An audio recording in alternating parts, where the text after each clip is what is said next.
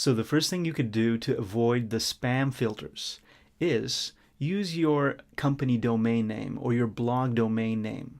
That means instead of using john@gmail.com, at yahoo.com, or at hotmail.com, you'll be using john@yourblogName.com. The second thing you can do is to authenticate your domain. Now, many ESPs, just like MailerLite, allow you to do that. You have to look into the settings. We have a short guide for that. If you want to do that, just look into this article. And sometimes it might take some time and you might have to talk to your hosting company.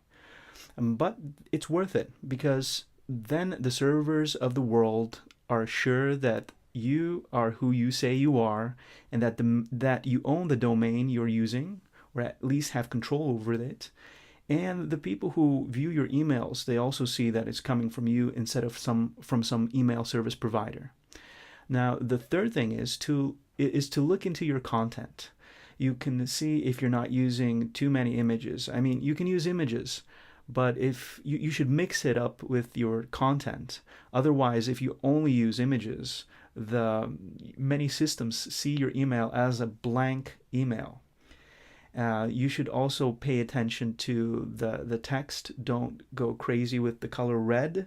There's a lot of spammers use that. And don't use words like click here, special offer, sale, too many exclamation marks. All caps is like shouting. So pay attention to these kind of things. The last thing is to not buy lists off the internet. Okay, create your own list. Let people subscribe to your newsletter and send your emails to them. Because what happens with bot lists is that you buy a list, and maybe your content is great, maybe it's wonderful, but a lot of other people buy the same list, and a lot of spammers. I'm not saying there are no legitimate, there are no good people buying lists. There are those too, but a lot of spammers, they purchase lists or get these lists, share these lists among each other. And what happens is they send their spam.